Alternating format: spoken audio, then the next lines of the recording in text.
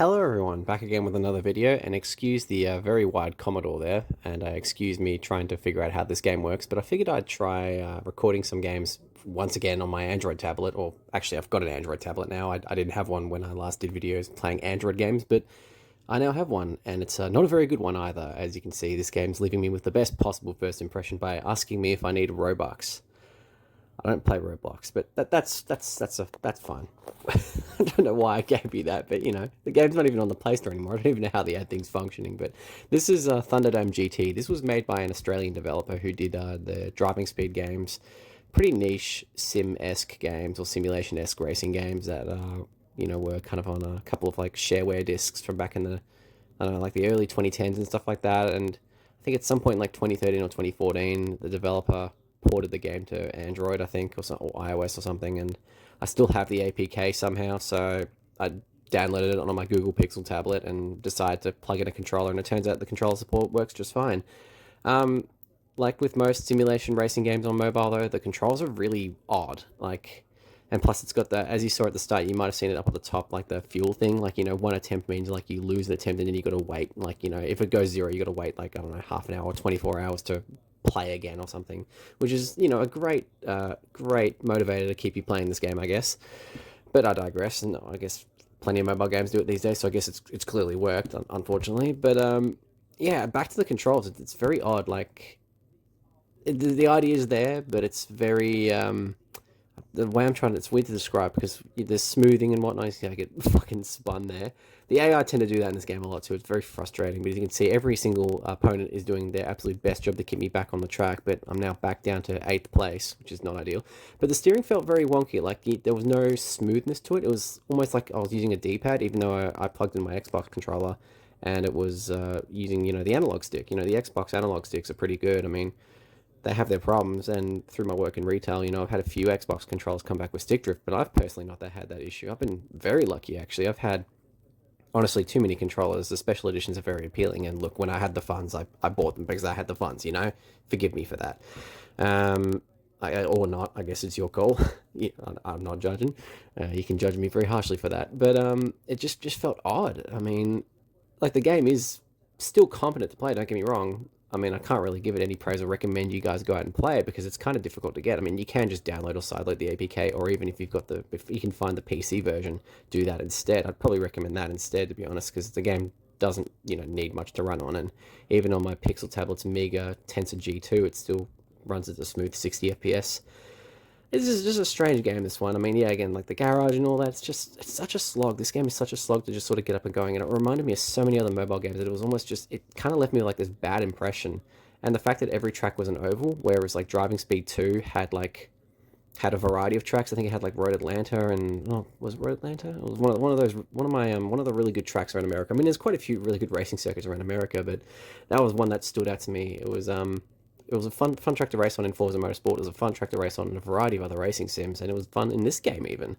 But it's just ovals here, and it just, yeah, it kind of ran its course a little bit here. So much so that like this was 9 laps, and you know, it was kind of weird because I didn't think I'd be any good considering how like bad my car was against the AI in the previous race. But I'm got spun as well. I wanted to see who spun me, but I didn't even get the chance to see that because at that point I just went, nah, you know what? I'm just gonna try again and just see what happens. One thing I forgot when recording this video was that my tablet records video in like 1610 or something like that. So it might not be 1610. It's the resolution of the tablet itself is like 2560 by 1600 or something like that. So it's just oddly high resolution for such an underpowered chip, and like a mega 8 gig of RAM. So I believe you can run 1440p video on it. That being said, I almost never watch YouTube in 1440p because it's just too much bandwidth, and 1080p looks fine on everything that I've got anyway. Because you know, in the big 26, I still don't really have a 4K display or anything like that. Almost everything in my room is 1080p, with the exception being my laptop, which is like a 3K OLED because it's a weird aspect ratio again. So again, if it's not a weird aspect ratio, it's 1080p. So that's just kind of what I'm used to.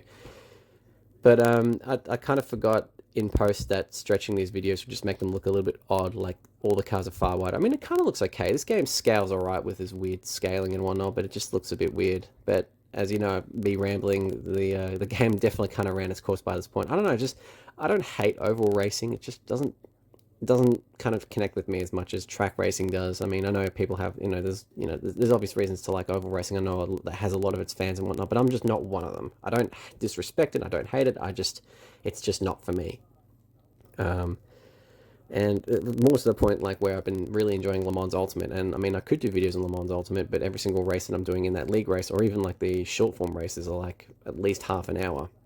And I barely have enough to say over the course of like a 7-minute video, let alone a half an hour video.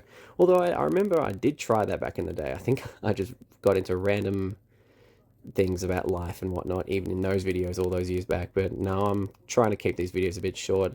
The next video that I'll be doing, actually, if for a bit of a precursor here to the future, will be another mobile game that I tried on my Pixel tablet. And this game ran pretty well too. I was quite surprised. I have played it once before, but I didn't think it would run that well on this tablet, not this computer. I guess it's a computer, but it's a tablet. But it ran at like medium at 60 FPS on the thing, so I guess the Google Tensor G2 is not that bad. I mean, my Galaxy S24 is probably a lot better at that game, but even then, the chipset in that thing is nothing special either. And I do my absolute best to track the race like I have done in several other videos where I've played racing games, because I just lose attention and get distracted on something else mid-recording and then forget that I'm actually recording the video. Kind of like when I'm talking, I get sidetracked on what I'm actually talking about. It's a common theme. It's a common theme if you couldn't gather that already. If you've watched any of my videos in the last 7 years or so, or even going even further back, you would very much understand that that is very much my routine at this point. I just tend to forget. And speaking of forgetting, I'm trying to figure out at what point, like, the AI looked like they all disappeared, because like I couldn't see them further down the road. I was clearly far enough ahead of them where they weren't showing up on radar. There was no threat of them behind me or anything like that. But you'd think that with the banking, you'd at least see a car on the opposite side of the track or something like that, but it was just kind of weird. It's like they all just disappeared. But I really don't have much else to say about this game. This game was a small game to install. Again, it's not available on the Google Play Store or on the App Store, Apple App Store anymore. So it's kind of an odd one to find. And the presentation I've done here doesn't really do it any justice. But if you've played the game, like, I don't know, if anyone watches this video and has happened to have played the game, like, let me know what you thought of it, because again, I gotta give it its credit. It's, it's a competent racing game. It's just nothing super special. If anything, I really rate it because it's, done by an Australian developer, and I really like seeing games developed by Australians, because they're far and few between these days. And there's been some really big ones coming out, not, what is it called? Silksong, Hollow Knight Silksong and stuff like that. Like, those have been awesome. And I love seeing that sort of thing. And I love championing that sort of thing. But that's roughly it, guys. If you enjoyed the video, I'll see you in the next one.